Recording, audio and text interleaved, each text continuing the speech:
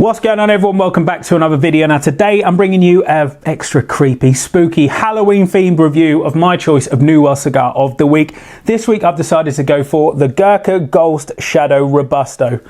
Now this is a beautiful looking 5x52. It's got this really sort of almost, it's just a little bit darker than a milk brown wrapper there. Ecuadorian wrapper on this one.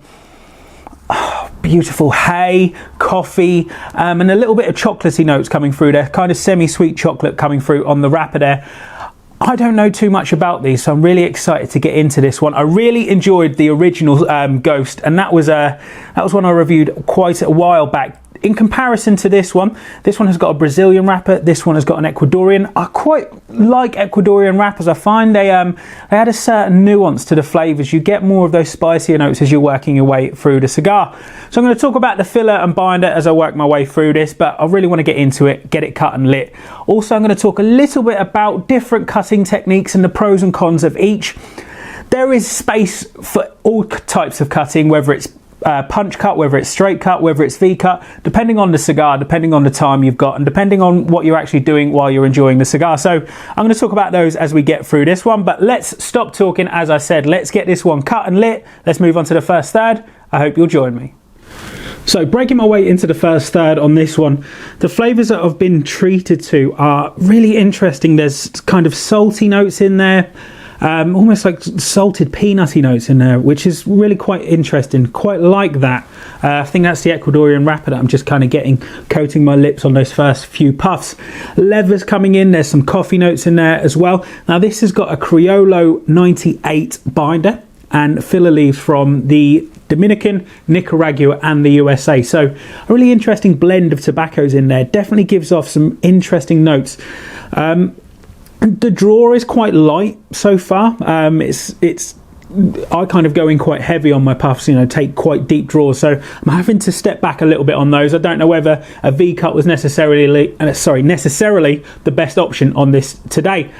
Now, talking about cutters and different styles of cutting, obviously you've got the three main styles. You've got straight cut, you've got punch cut, and you've got V cut. Now, straight cut does give you that completely open surface.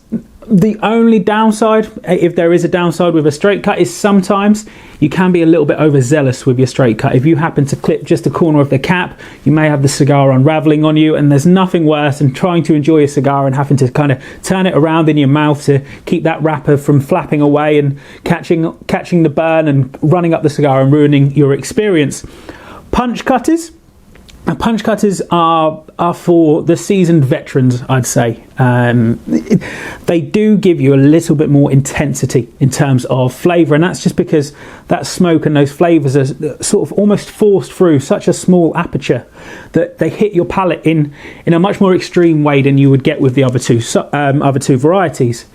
There is a place for punch cuts. What I would say for punch cuts for me is on larger ring gauge cigars. So if you're sort of going up to kind of 60, 70 ring gauge cigars, going for a kind of a flower effect with your punch cuts. So 2 or 3 or maybe even 4, if you can fit them round punch cuts, to create that flower shape on the cap of your cigar.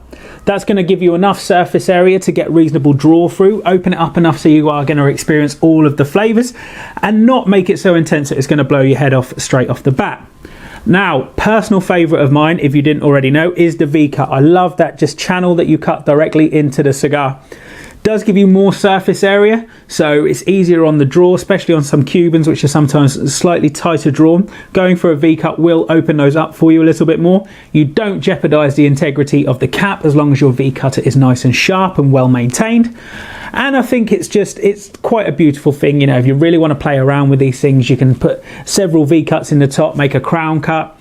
That's quite cool, especially on the bigger stuff like the Inca Bombasso Maduros, those big thick ring gauge cigars. A few V cuts nice and intricately on the top there, opens up that draw for you, maintains the integrity of the cap, and looks pretty stunning for an Instagram photo, if I do say so myself. Flavours on this one are slightly starting to develop. Like I said, it is a little bit of a lighter draw, so I'm having to step back a little bit and just sort of adjust my approach to this cigar today, but really enjoying it so far. Let's see what the sort of end of that first third into the second third's got in store. Let's see in a second. So creeping my way into the second third on this one. Now the flavours have changed up ever so slightly as I got towards the end of the start. The first third even. So the sweetness that was kind of there, that kind of chocolatey note that I was getting, has dropped back ever so slightly. And what's come to the forefront is more kind of charred woody notes. And if this is possible, it tastes like a bonfire.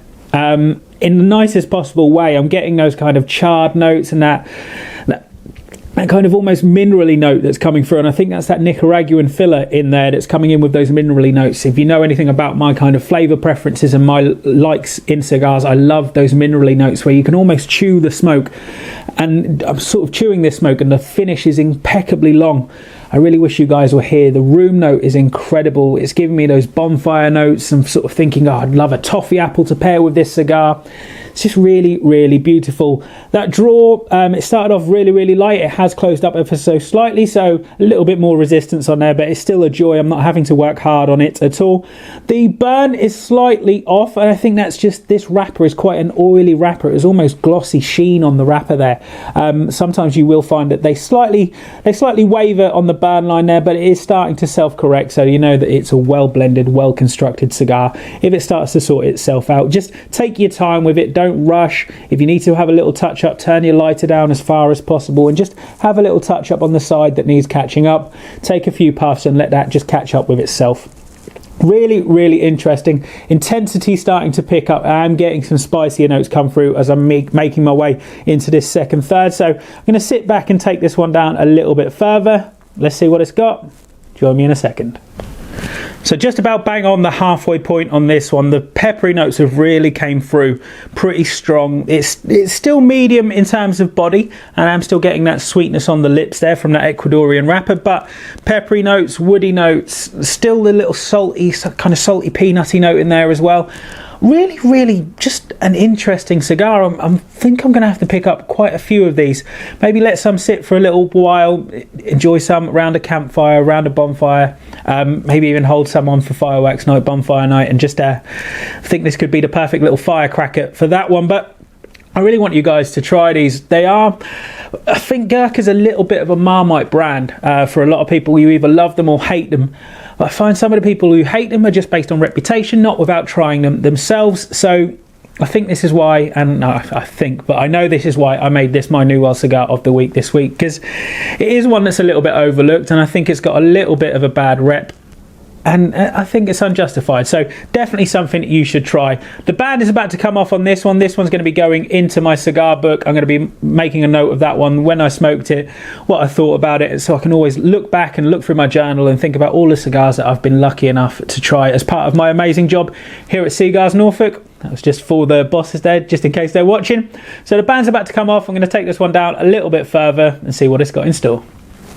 So carrying on with this one, creeping towards the final third there, and there's been some continuation of flavours, so I'm still getting those spicier, peppery notes coming through. There's still coffee, there's cocoa, there's chocolate, there's nuts in there as well. But there's a note, and I've been sitting back trying to kind of put my finger on it, and there's a sweetness, but a tartness, and it's almost like honeyed figs.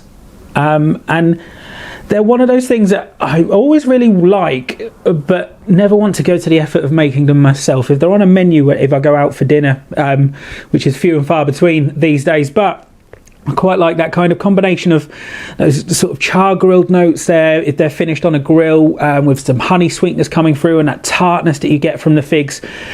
Quite rounded, quite creamy as well. Just really, really interesting. It's quite a lot going on in this cigar. Not necessarily what you'd expect, so much complexity from a Robusto.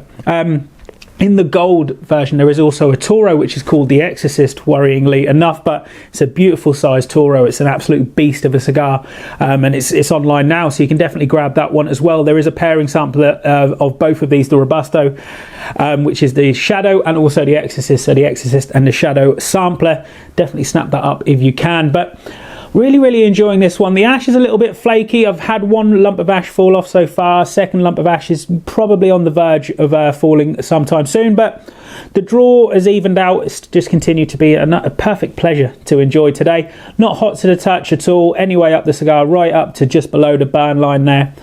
Just really well constructed, a beautiful cigar. I'm so lucky to be able to try these cigars and bring you these reviews when I can squeeze them in. I try and bring as many out as I can, but we are so busy just getting everything out to you guys, getting your orders out on time, and just providing so many different exclusives. I think our website has just topped out over 11,000 products on the website right now, and it's a constant battle of photographing, listing, keeping things updated, keeping stock updated, but we want to bring you guys the best possible service as always. And talking of service, if you haven't already, please head over to Trustpilot and leave us a review. If you leave a review and send me a screenshot to anthony@cigars.ltd.co.uk, I'll pop 100 loyalty points on your account for you, just for leaving us a review. So we really appreciate them. It helps us get the word out there and helps us maintain our relevance and sort of keeps us up on the pecking order in the cigar world if people are Googling us. But I'm going to sit back and take this one down all the way to the nub. Perfect Draw Tool's probably going to have to come out on this one because I am really enjoying it, and I want to get as much out of it as possible. I may even go grab my pipe and stick it in a pipe to really get every last second out of this one today. But let's take this one down a little bit further. Let's see what the final notes are. So down to the nubbest of nubs on this one. Probably am going to go grab my pipe just so I can take this down even further and get every last second out of it. But that final third, everything just came together in perfect harmony. We got those honey figs, we got cocoa, we got coffee, we got nuts. That bonfire note was still there. Just an amazing cigar. That mix of fillers, those 3 different filler leaves in there, long filler leaves, burning incredibly beautifully, giving such a long finish. I mean, I've stopped smoking this cigar about 30-40 seconds before I turn the camera back on, and I'm still getting those flavors. They're still mixing in my mouth, mixing in my palate, making my mouth water, thinking, right, can I squeeze another one of these in? Have I got enough time? Really beautiful. I really want you guys to try this cigar. If you haven't already, please head over to the website right now. It's cigars.com. That's cigars.com. If you've liked this video, as always, please don't forget to like, share and subscribe. Hit that notification bell so you don't miss out on any of my upcoming videos, and I will make you a promise right now. By the time we get to the next video, I would have had a shave at least. It's been a while. I'm looking a bit man who lives in a tree at the moment, but I promise you I'm going to be looking a lot better on the next video. Take care of yourselves, guys. Until next time, peace.